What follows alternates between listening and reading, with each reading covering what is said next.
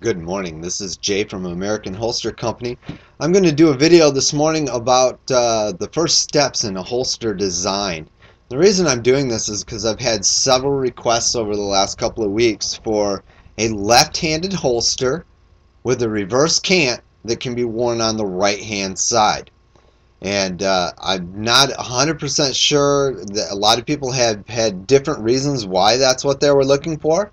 But I am going to show you one of the first steps in my process for designing a holster for a customer for a special request.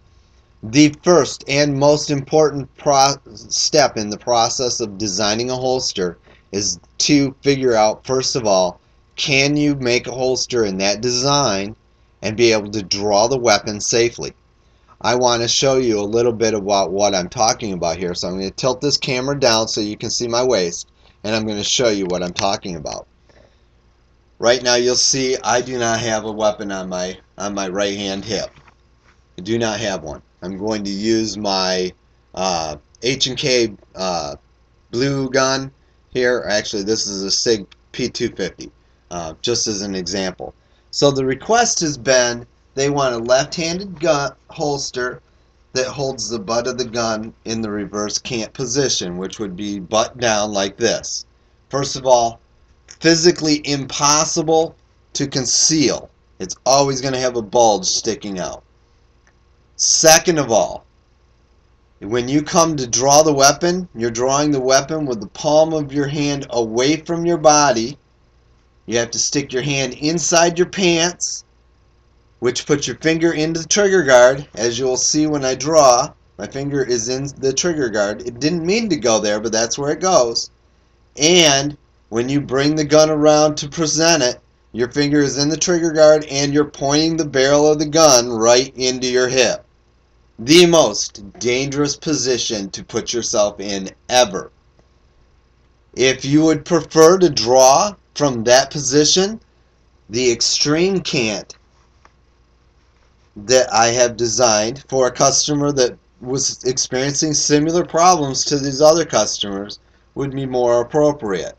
Here you have an example of how the extreme cant would ride. Number one, no bulge sticking out, so that any cover garment would cover it, so it conceals well.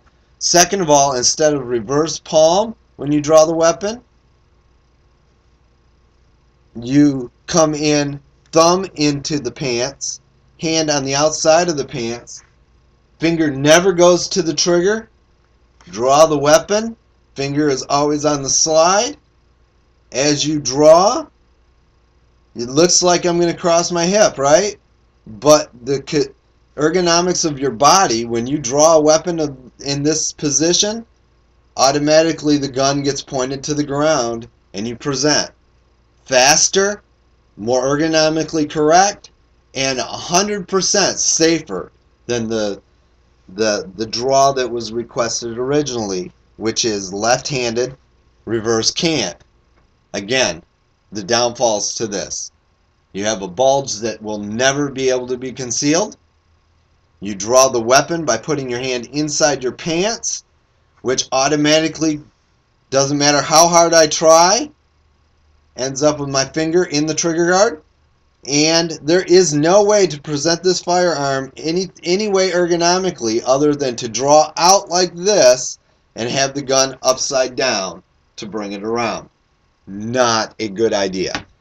I've had a lot of requests for this holster. If a customer insists that's what they want, they'll sign a disclaimer for me and I'll be glad to make it. There will be an additional charge for it.